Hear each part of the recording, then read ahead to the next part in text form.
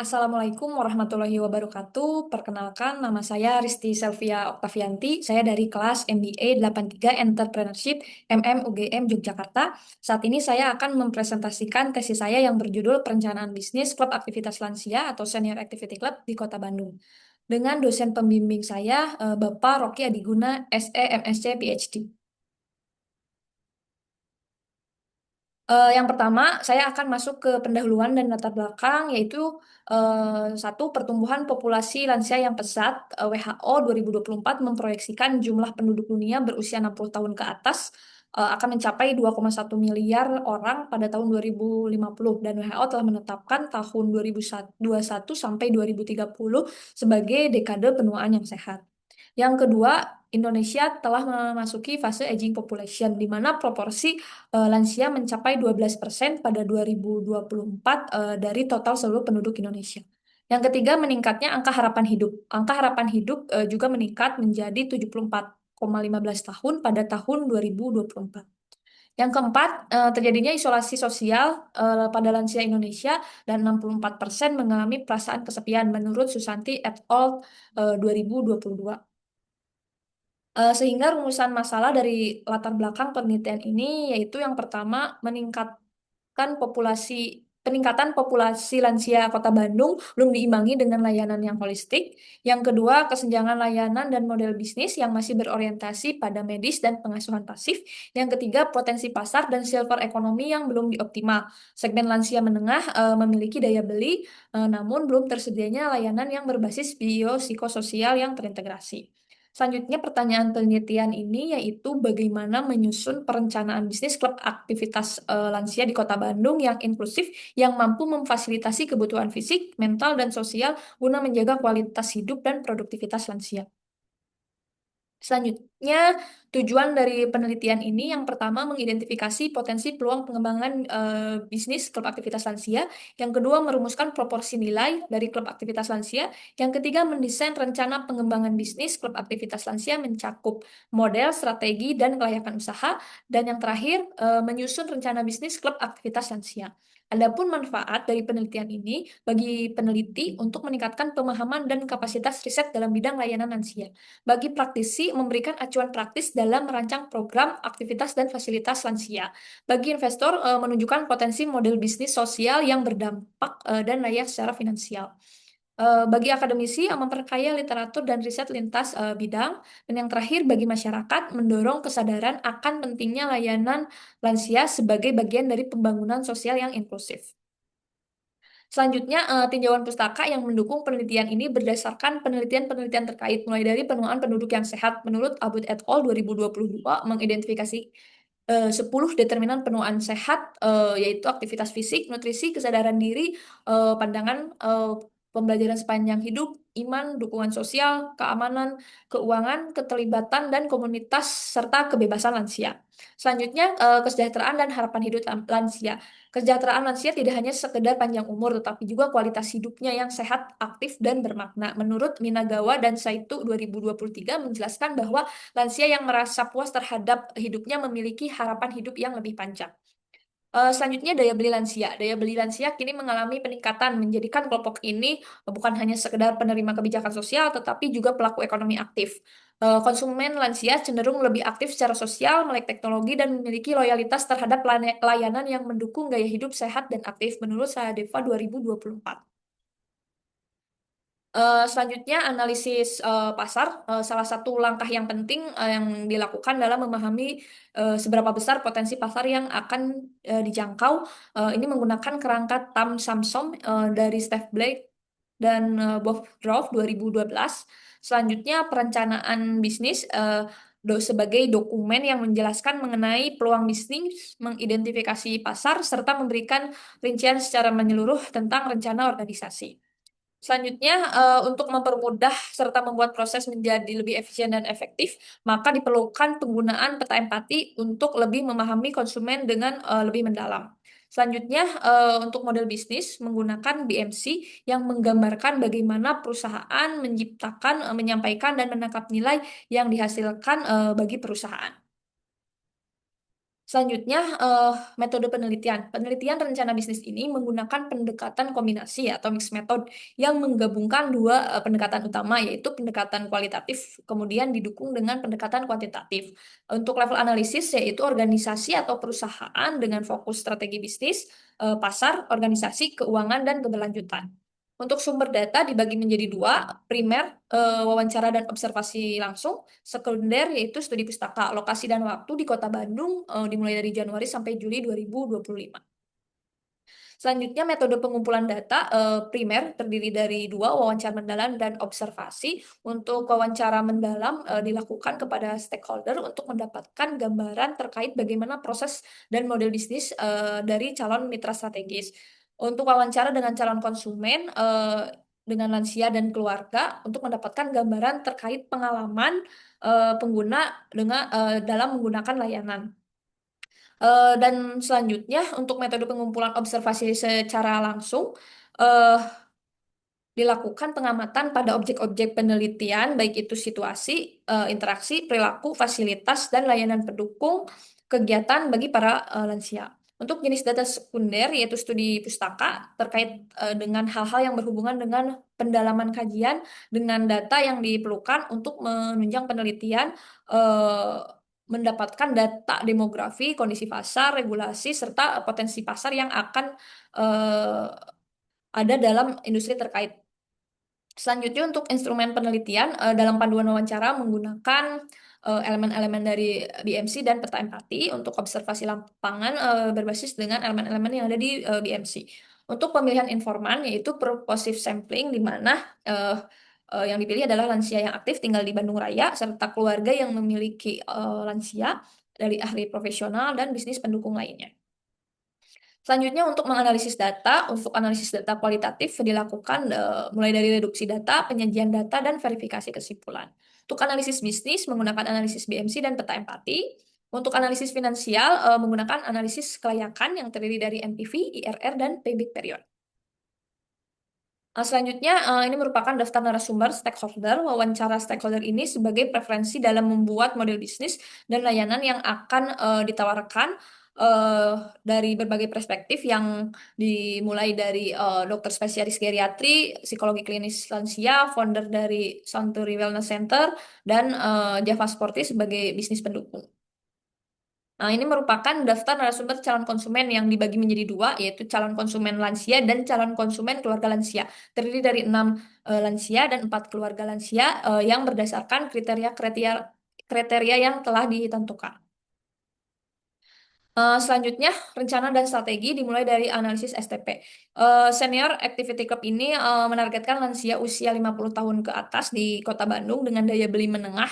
Segmen pasar difokuskan pada kebutuhan fisik, psikologis, dan sosial lansia yang ingin tetap sehat dan produktif. Untuk targeting, penggunaan perhitungan TAM Samsom. Di sini TAM diperoleh dari estimasi jumlah lansia yang ada di Kota Bandung tahun 2024 yaitu 250.000 jiwa. Dan SAM yaitu 10% dari jumlah TAM yang artinya lansia yang masih aktif secara fisik dan sosial yaitu 25.000 jiwa. Selanjutnya SOM jumlah realistis yang dapat dilayani per bulan oleh Senior Activity Club di fase awal 1% dari TAM yaitu 250 jiwa. Selanjutnya positioningnya calon konsumen potensial dari Senior Activity Club adalah lansia mandiri dengan kesadaran hidup aktif dan sehat. Selanjutnya ini merupakan bisnis model kanvas dari Senior Activity Club di mana menargetkan lansia aktif usia 50 tahun ke atas di Kota Bandung dengan keluarga yang memiliki lansia serta komunitas lansia atau komunitas sosial. Nilai tambah diwujudkan melalui program-program yang ada, program-program harian, komunitas ramah lansia, dan pendapatan diperoleh dari iuran anggota atau membership, CSR, sponsor, serta layanan tambahan lainnya dari kelas-kelas tematik dengan dukungan sumber daya berupa fasilitas, tenaga profesional, dan sistem digital yang dimiliki. Proyeksi finansial ini eh, menunjukkan model ini layak dijalankan yang berpotensi memiliki keberlanjutan. Selanjutnya ini merupakan peta empati hasil dari wawancara mendalam dengan 6 narasumber lansia dan 4 keluarga lansia yang disajikan dalam bentuk peta empati.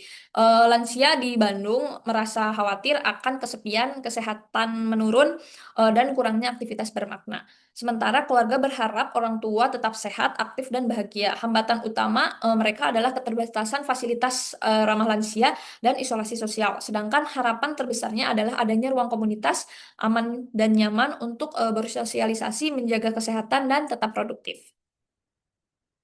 Selanjutnya ada analisis industri bertujuan untuk memahami lingkungan kompetitif yang mempengaruhi keberlangsungan dan daya saing senior activity club. Analisis industri menunjukkan ancaman pendatang baru, sedangkan hambatan masuk rendah, namun butuh kredibilitas sosial. Kekuatan tawar-menawar pemasok rendah ke sedang, kecuali untuk tenaga ahli khusus. Ancaman produk pengganti tinggi karena banyak aktivitas gratis bagi lansia, sehingga senior activity club harus memberi nilai tambah yang terukur. Kekuatan tawar pembeli tinggi karena lansia dan keluarga menuntut manfaat yang jelas dibanding dengan biaya. Persaingan antar pemain masih rendah ke sedang, namun tren healthy aging berpotensi meningkatkan kompetisi sehingga senior activity club ini perlu memposisikan diri sebagai pelopor kolaboratif. Selanjutnya rencana bisnis. Yang pertama perencanaan pemasaran mencakup analisis pasar dengan kerangka Tamsamsom serta strategi bauran pemasaran 7P untuk menjangkau segmen lansia di Kota Bandung. Perencanaan operasional mencakup penyediaan program fisik, psikologis, dan sosial serta pengelolaan fasilitas ramah lansia. Untuk perencanaan sumber daya manusia menekankan pada struktur organisasi, perekrutan pelatih, caregiver, psikolog, dan staf pendukung lainnya. Untuk skenario planning, menyusun 3 skenario, optimis, moderat, dan realistis untuk menghadapi dinamika dari bisnis ini. Selanjutnya, perencanaan keuangan meliputi investasi awal, proyeksi pendapatan, analisis sensitivitas, serta evaluasi kelayakan dengan NPV, IRR, dan payback period. Selanjutnya untuk strategi bisnis, strategi pemasaran, pendekatan komunitas ini melalui kelompok-kelompok dan komunitas hobi. Untuk kemitraan dengan institusi ini bisa dengan rumah sakit dan klinik untuk memperluas jangkauan, promosi berbasis edukasi di media sosial. Strategi operasional yang pertama menyediakan program yang terstruktur. Untuk yang kedua mengintegrasikan 10 determinal healthy aging. Yang ketiga, sistem monitoring kesehatan sederhana dan layanan ramah lansia. Untuk strategi sumber daya manusia, rekrutmen dilakukan secara profesional kepada pelatih dan juga profesional lainnya, dan dilakukan pelatihan berkelanjutan untuk menjaga kualitas layanan. Selanjutnya, kombinasi profesional dan relawan untuk efisiensi biaya. Strategi keuangan, model bisnis socio entrepreneurship ini pendapatan utamanya dari iuran anggota, bisa dari tambahan dari sponsorship, CSR, dan layanan tambahan atau tematik lainnya. Analisis kelayakan menunjukkan NPV positif, IRR di atas biaya modal, dan payback period dalam batas waktu yang wajar. Untuk strategi akuisisi dan retensi pelanggan, untuk akuisisi menggunakan jejaring sosial lokal, promosi komunitas, dan kemitraan institusi. Untuk retensinya akan ada program lintas generasi, laporan perkembangan individu lansia, serta penghargaan komunitas untuk meningkatkan loyalitas. Selanjutnya, analisis kelayakan finansial ini dilakukan dengan memproyeksikan arus kas kumulatif dalam jangka panjang, yaitu selama 10 tahun. Dalam perhitungan 3 skenario, optimis, moderat, dan realistis, berdasarkan hasil analisis yang telah dilakukan, rencana bisnis Senior Activity Club ini layak dilakukan dengan indikator NPV positif, IRR di atas rate, yaitu 7,96%, dan payback period semakin cepat, semakin baik. Selanjutnya, untuk mengantisipasi kegagalan dalam rencana bisnis ini, maka dilakukan strategi keluar. Yang pertama yaitu melakukan aliansi atau kemitraan strategi, membangun senior activity club, menggabungkan senior activity club dengan institusi kesehatan, universitas, atau layanan lansia untuk memastikan keberlanjutan lansia.